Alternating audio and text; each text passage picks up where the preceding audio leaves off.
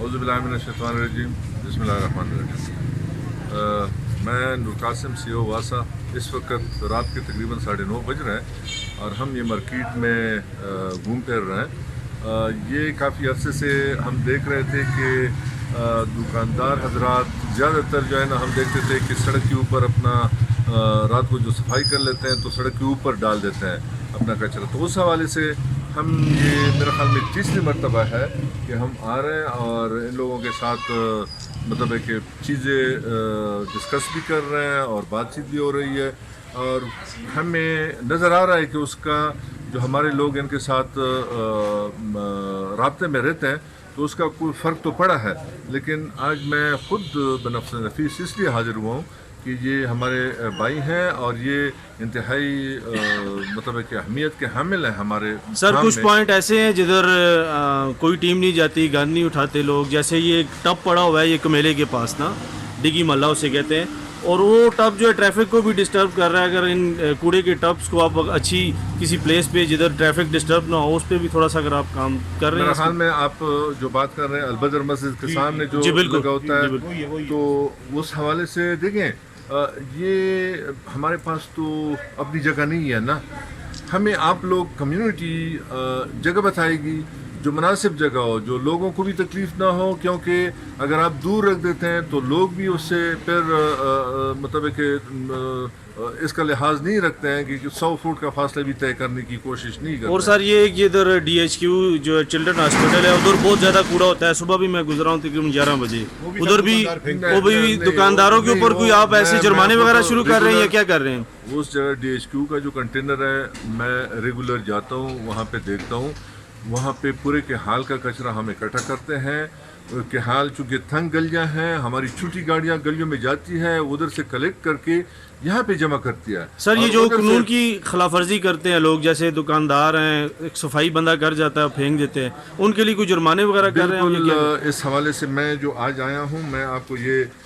دکھا سکتا ہوں، یہ پمفلٹ، اس میں ہمارا جو ہے نا سوشل میڈیا پیج پہ بھی یہ چیزیں چل رہی ہے، اور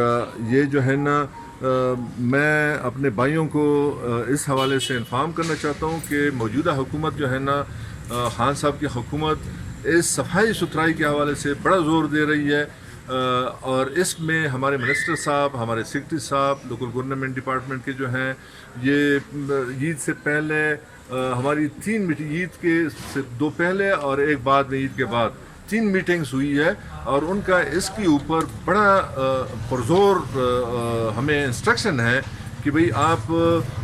لوگوں کو خبر کر دیں، اگر پھر بھی مطلب ہے کہ یہ مسئلہ حل نہیں ہو رہا ہے تو پھر بے شک آپ جرمانہ کر جائیں۔ سر بہت اچھا انیشیٹو ہے آپ کا، ہم نے یہ ساری چیزیں اٹھائی، بہت اچھا انیشیٹو ہے۔ آپ عوام کو کیا میسج دیں گے؟ میں عوام سے صرف اپنے بھائیوں سے یہ ریکویسٹ کروں گا کہ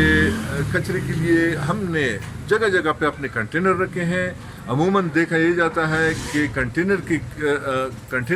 خالی ہوتا ہے اور اس کے گرد جو ہے نا کچرا جمع ہوتا ہے، لوگ بس پھینک دیتے ہیں۔ میں یہ ریکویسٹ کرتا ہوں کہ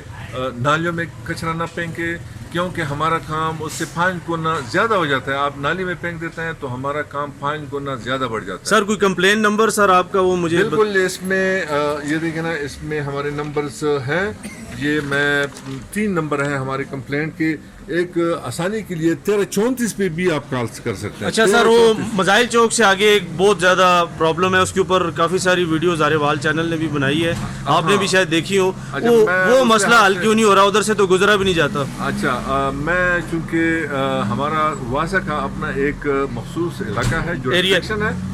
اور وہ مزائل چوک والا علاقہ جو ہے نا ہمارے جورسڈکشن سے باہر ہے، اور اس کے لیے ابھی شاید جو سر آپ کچھ ایفرٹ تو کر سکتے ہیں، کسی ادارے کو تو بول سکتے ہیں۔ سر دیکھیں، وہ ہمارے لیے اس لیے مناسب نہیں ہے کیونکہ اس ادارے کی بھی اپنے کمپلینٹ نمبرز ہیں، عوام الناس ان کے کمپلینٹ نمبر پہ کال کر سکتے ہیں، ان سے بات کر سکتے ہیں، اور وہ اچھے لوگ ہیں، اس کو جو ہے نا اٹینڈ کریں گے۔ لیکن اگر میں بتاؤں گا تو یہ ایک طرح سے پھر ہمارے لیے بھی ہم